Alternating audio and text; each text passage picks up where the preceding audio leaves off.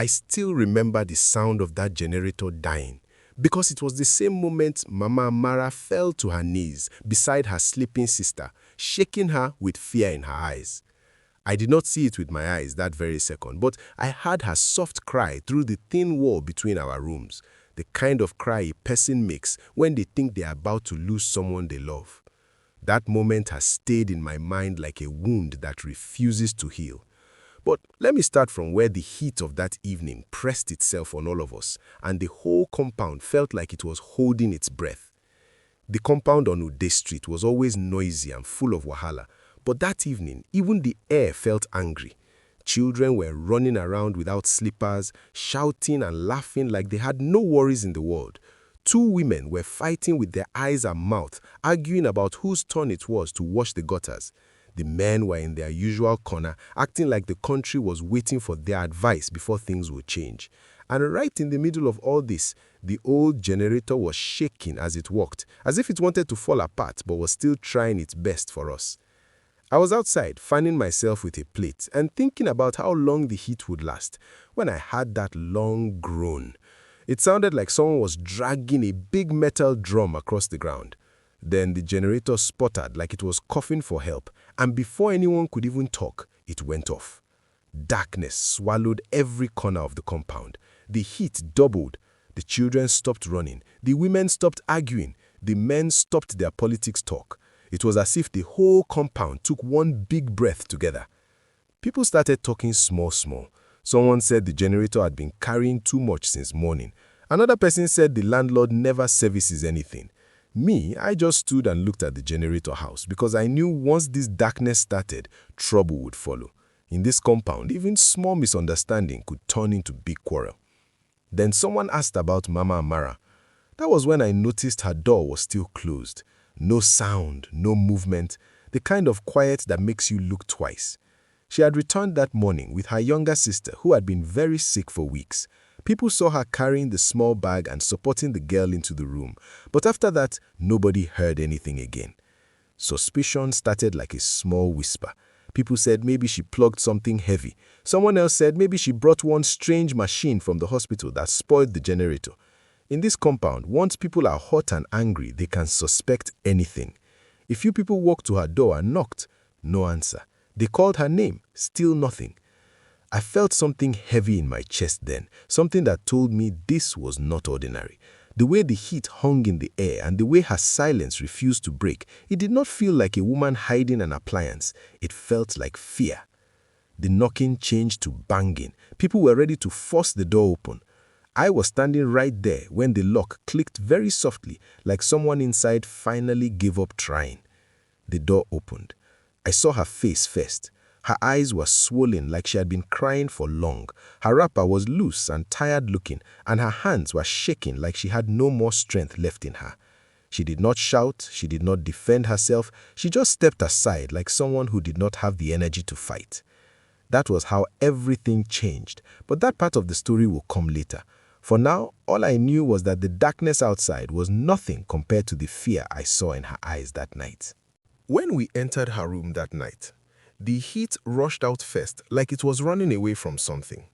The air inside was thick and sharp, the kind that can choke a person if they breathe too fast. I stepped in behind two other neighbors, and the first thing I saw was the small oxygen machine on the floor and the light on it blinking weakly like a dying firefly. Then I saw her younger sister lying on the bed with her chest rising and falling in tiny movements that looked too soft for comfort. For a moment, nobody talked. It was like our tongues forgot how to move.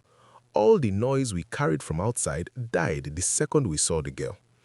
Even the heat felt quieter in that room.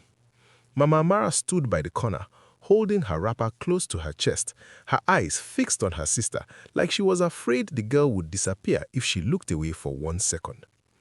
Someone behind me whispered that the machine must have been overloaded, but the whisper was soft, almost like an apology.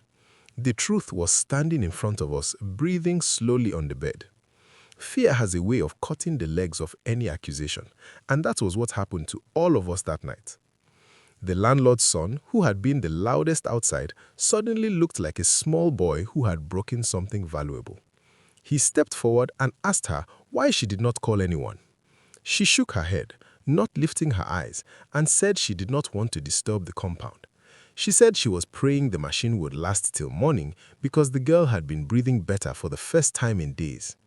Her voice cracked at the end, like her throat was tired from crying silently. I felt something in my stomach twist. It was guilt, but it was also shame.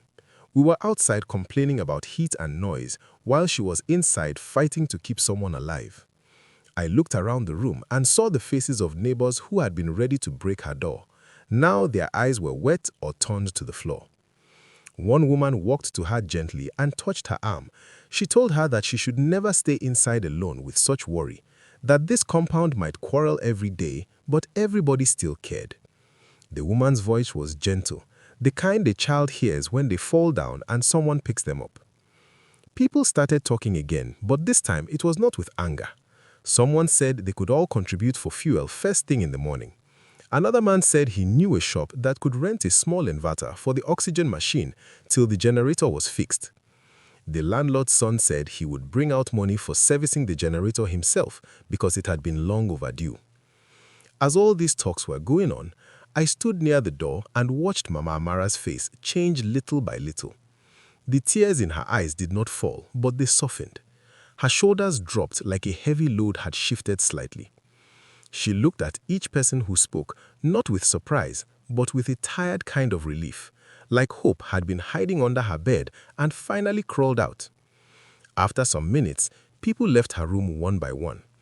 I stayed behind to help her lift the machine closer to the window so it could cool down a bit.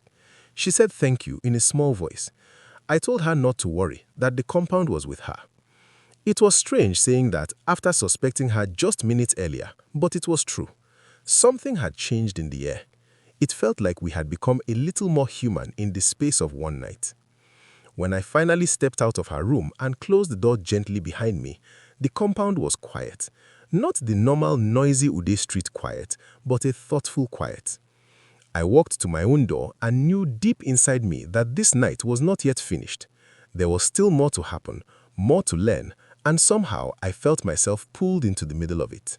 I barely slept that night. The heat in the compound was still strong, but it was something else that kept my eyes open. I kept thinking about the way the girl lay on that bed, her chest lifting like a weak bird trying to fly. I also kept hearing the soft sound of the oxygen machine in my head, even though it was off. It was strange how one moment could change how a person thinks about everything around them. Before, Mama Amara was just another neighbor I greeted in passing. But after what I saw, she became someone I could not stop worrying about. Around midnight, I came outside to get fresh air. The whole compound looked like a big sleeping animal. Most windows were dark. Only some had small rays of torchlight moving inside. The generator house looked sad in the corner, like it knew it had failed us at the worst time. I sat on the wooden bench near the corridor, fanning myself slowly and listening to the night insects. That was when I heard a soft cough from her room. It was not a normal cough. It was the kind that holds fear inside it. I stood up before I even knew what I was doing. I walked to her door and listened. Another cough came, weaker this time. Then I heard her voice, low and shaky, telling her sister to breathe slowly. I knocked once. She did not answer, but I heard her footsteps coming to the door. When she opened it, her eyes carried the same tiredness from earlier, but there was something else this time. Panic. She moved aside and I entered. The girl on the bed was breathing faster now, her nose flaring and her hand gripping the bedsheet like she was holding on to the world. The oxygen machine was off, quiet, helpless in the corner. I asked her if the sickness used to behave like this at night. She said sometimes, but tonight was worse because the machine had stopped when she needed it most. She said she had been praying the girl would hold on till morning. Her voice shook as she talked. She was trying to be strong, but strength was leaving her bit by bit. I told her we should call someone. She said she did not want to disturb people at that hour. But I told her this was not the time to think about disturbing anybody. We needed help. She looked at me for a long second, then nodded slowly. I stepped out and moved from room to room, knocking quietly but firmly. Some neighbors woke up with confused eyes. When I told them what was happening, the confusion disappeared immediately. Nobody complained, nobody hesitated. People gathered themselves and followed me to her room. Inside, the girl was still breathing hard. The small rechargeable lamp beside the bed threw a soft light on her face, making her look even smaller than she already was. One woman rushed forward and touched her forehead. Another man bent to check the oxygen machine to see if there was anything he could fix quickly. Someone else asked for water. It was like everyone suddenly knew their role without planning. The landlord's son arrived last, carrying a small torch. He looked at the girl, then at the dead machine, and said he would go out to look for fuel. I knew it was dangerous to go out that late, but I also knew he meant it. Tonight had changed him too. Before we could speak, he grabbed his slippers and ran out through the gate. The room became busy with worry. People fanned the girl gently. Someone opened the windows to let fresh air enter. Another neighbor ran to her room to bring balm. The whole compound was awake now because of one girl fighting for breath. As I stood by the wall watching everyone walk, a thought entered my mind. This could have gone another way if we had stayed angry earlier. If that door had stayed closed, if nobody had stepped inside to see the truth. The weight of what could have happened sat heavy on my chest. The night stretched longer. The air felt tighter. The sound of the girl's breathing filled the room like a drum no one wanted to hear. And standing there, I began to understand that this was not just about one broken generator or one sick girl. Something bigger was unfolding. Something that would test all of us before morning came. The landlord's son returned almost an hour later, breathing like someone who had been running for his life. His shirt was wet with sweat and his torchlight shook in his hand. When I saw the yellow keg he was holding, something in my chest loosened a bit. He said he had knocked on 3 different fuel stations before he found one security man who agreed to sell small fuel from the back. He talked fast, almost too fast, like he needed us to understand how hard he tried. But nobody questioned him. We just followed him straight to the generator house. Some of the men in the compound came out to help. They opened the generator house and poured in the fuel. The smell rose into the air immediately. It made my nose pinch, but I did not care. What mattered was that if the generator started, the oxygen machine would come on again. The landlord's son pulled the rope to start it, but the generator only coughed like an old man complaining. He tried again, nothing. He tried again, sweat flying from his forehead, still nothing. People started getting nervous. The coughing sound of the generator felt like a warning. One man said maybe the engine was too hot. Another said they should allow it rest small. But every second they argued was another second the girl was fighting to breathe. I stood there listening to them talk until my mind could not take it anymore. I told them the generator had to start now, not later, now. Maybe they heard the fear in my voice because they all stopped arguing. The landlord's son bent down again, gripped the rope tight and pulled with everything in him. The generator choked, sputtered, then suddenly gave a small roar. We all paused. He pulled again, and this time it woke up fully, shaking and rumbling like it had been dragged out of sleep by force.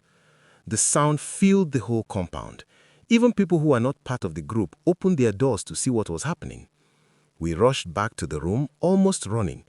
The moment we entered, the first thing I heard was the sound of the oxygen machine coming alive with a soft hum. The small light on it turned bright again. Everyone in the room froze for a second, as if we were all watching a miracle. Mama Amara pressed the machine switch properly and adjusted the tube on her sister's face with shaking fingers. Slowly, like someone opening their eyes from a bad dream, the girl's breathing began to calm. Her chest rose less painfully. Her fingers relaxed on the bedsheet. Her face lost some of the tightness around her mouth. People let out small sighs of relief one after the other. Some sat down on the floor. Some leaned on the wall. The fear that had been squeezing all of us began to loosen. But even with the machine working, the room did not feel peaceful yet. The girl's breathing had improved, but she was still weak, very weak. One woman placed her palm on the girl's chest and closed her eyes, praying softly without moving her lips too much. Another brought a bowl of water and wiped her face gently. Someone else suggested calling a nurse who lived 2 streets away. I moved to the corner of the room and watched everything quietly. My mind kept replaying the moment the door opened earlier in the night, the way the girl looked, the way suspicion had filled our mouths before we knew the truth. The memory made my stomach twist again. I felt ashamed for the whole compound, even though we were now doing everything we could to help. Mama Amara finally sat down on a small stool near the bed. She looked like someone who had been running from morning till night without stopping. Her eyes were red and tired, her hands shaking even when she kept them still on her lap. When the girl's chest rose steadily, she placed her palm on her own chest and let out a long breath. It was not joy, not yet. It was relief mixed with fear that had not fully gone away. The room was brighter now because the generator had brought the light back, but inside me everything still felt like shadows. Something told me this night was not finished. Something told me that we were only in the middle of the storm, not at the end. And even as the oxygen machine hummed softly like a gentle lullaby, I stood there waiting, watching, feeling the weight of what might happen next pressing itself on my shoulders. The night finally started to give way to morning, but none of us felt it at first. The sky outside was still dark, still holding on to the last pieces of the long night we had all lived through together.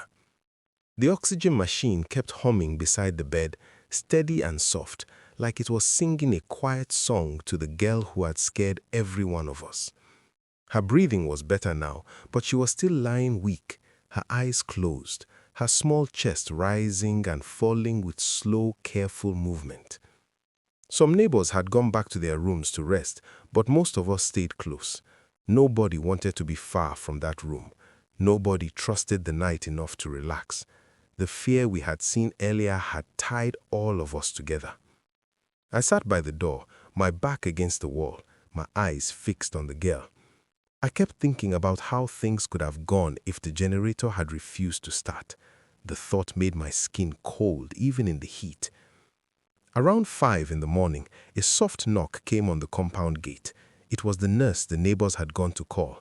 She entered with a small bag on her shoulder and walked straight to the room like she already knew the way.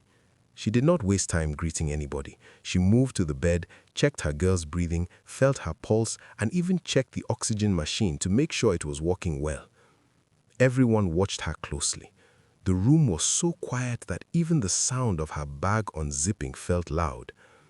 After a few minutes, she nodded slowly and said the girl was stable for now, that the machine was helping her well. She also said the sickness had stressed her body too much and she needed proper care in the morning at the clinic. Her voice was calm, but her eyes carried the seriousness of someone who knew how thin the line had been that night. When she finished talking, Mama Amara broke down quietly. Not loud crying, not shaking crying, just silent tears rolling down her cheeks. She covered her face with both hands. I felt my chest become heavy as I watched her. She had been holding herself like a tree all through the night, standing strong even while fear pulled her from every side. Now that her sister was stable, the strength finally left her body. The nurse touched her shoulder and told her she had done well, that the girl might not have survived if she had not acted fast earlier in the evening. Those words made more tears fall from her eyes. She said she had been praying since morning, praying for strength, praying for her sister to breathe, and praying for help she was too ashamed to ask for. When the nurse left, the sky outside had started turning light blue. Birds were waking, making small noises in the compound. The generator was still running, its sound steady for the first time in many days. The room felt calmer. The girl was sleeping peacefully now, her breathing soft and easy. Slowly, people started to return to their rooms. Some said they would come back later. Some touched her shoulder gently before leaving. The landlord's son stayed back a bit longer. He apologized again for shouting earlier, his voice low and honest. She nodded, still wiping tears, but there was no anger in her eyes, only tiredness and gratitude. I was the last to leave the room. Before stepping out, I looked back one more time. The girl was lying with her face turned slightly to the window, the morning light touching her skin softly. The oxygen machine hummed beside her, steady like a heartbeat. And beside the bed, on that small stool, Mama Amara sat watching her eyes full of quiet hope. As I walked back to my room, I felt something inside me settle. The night had shown us our worst fear, but it also showed us something else. It showed us that even in a noisy compound filled with quarrels and complaints, people could still come together when it mattered. People could still hold one another up when everything else was shaking. By the time the sun finally rose over Ude Street, the compound looked the same as before. Children started running around again. Women began sweeping. The men returned to their usual corner to talk. But even with all the normal noise, something had changed underneath. Something small, but real.